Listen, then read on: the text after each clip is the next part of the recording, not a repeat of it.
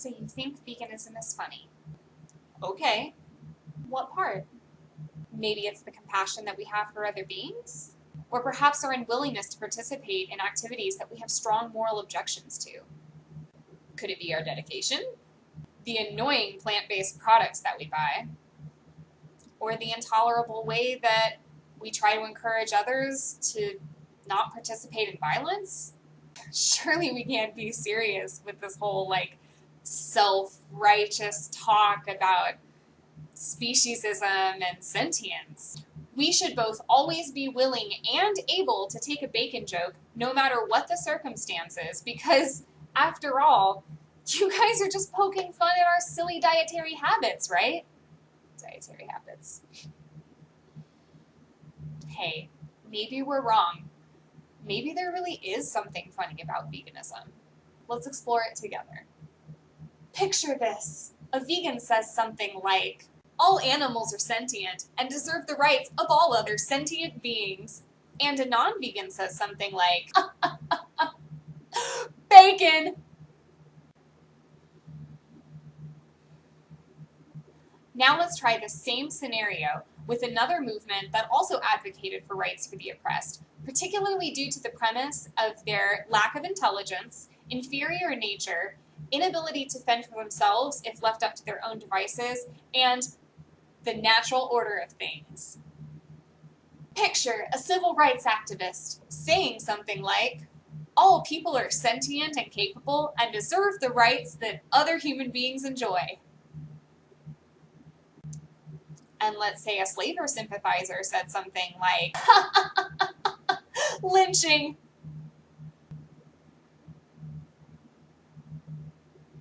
Is it still funny?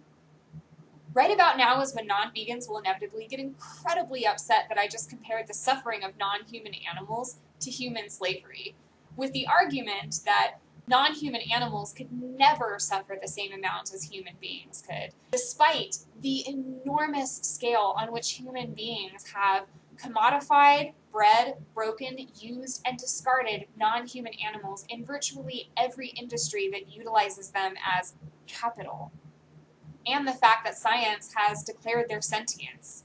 But we'll just throw out that example, because it's probably too extreme. So let's try another example. Picture this. A non-vegan says something like, hey, you're a vegan, right? Check this out. I had a huge juicy steak last night, man. Oh, it was delicious.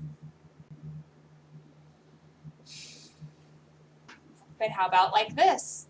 Hey man, you don't beat your girlfriend, right? Dude, I knocked mine out last night and it was such a rush. When you mock vegans for their unwillingness to participate in unnecessary violence, what you're truly communicating is that it's okay to exploit other beings, and you're promoting cruelty as a norm. By mocking the attributes of having compassion towards others, being passionate and driven about a cause, and an unwillingness to compromise in matters of ethics, what are you truly saying? That these actions and ideas are not to be valued? Aren't these the same attributes that we hope to instill in our children? Are these not the same ethics that we would hope that our community leaders and neighbors would operate by? Open your eyes and ask yourself.